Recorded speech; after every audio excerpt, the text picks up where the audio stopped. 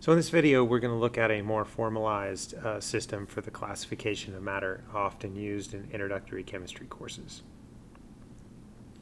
So matter, which of course we've described as anything that has mass and takes up space, can be broken down into several different categories. And so it'd be a good idea to probably jot down this schematic somewhere. And as we go through this video and the next, we're going to kind of fill in some of these pieces. Matter can generally be broken down into two broad categories. Things that are pure substance and things that are mixtures of those pure substances. So we're going to work on the left side of this to start with, and let's talk about what a pure substance is. A pure substance is a sample of matter with a fixed and uniform composition. It has a chemical formula. If you have a pure substance, it's something that you can point at and say, this thing is the same every time I encounter it. So think about common table salt has the formula NaCl, or sodium chloride. Every time you encounter sodium chloride, it is the same ratio of sodium and chloride ions in the same three-dimensional crystalline structure. But if I were to go out and point at a tree does not have a fixed composition. There are many different kinds of trees, so a tree is not a pure substance. Within a pure substance, there are two additional categories. One is anything that is a chemical element. What we're talking about here is anything on the periodic table.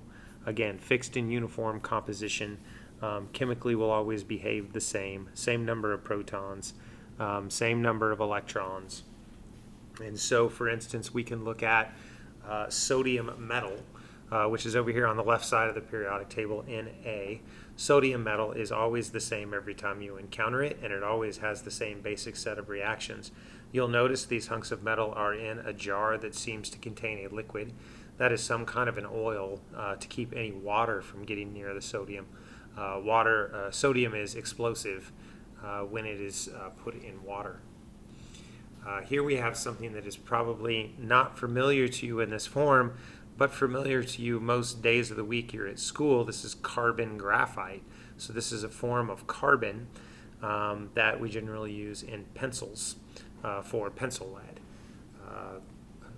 Carbon in this form is nice because it sheets off in a layer that allows you to transfer from your pencil to your paper.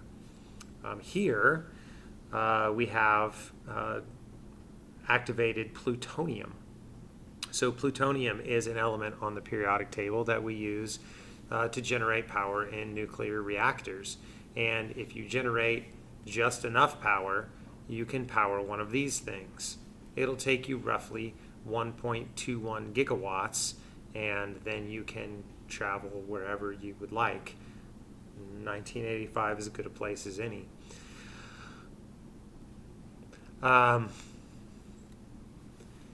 If it's not an element, then and you have a pure substance, then what you have is a combination of elements chemically bound together in compounds. So, on the top left there, you have a water molecule. A water molecule is an oxygen and two hydrogens bound together by what are called covalent bonds. These are things we'll talk about at some later date. Here we have a carbon dioxide in the middle, one carbon, two oxygens, the ammonia molecule up there in the top left. And again, all of these are combinations of elements to form compounds. As we get a little more complex, you might get a structure like this. The way this structure works is anywhere where lines meet together and there's not an element listed, there's a carbon there. So this is an organic compound.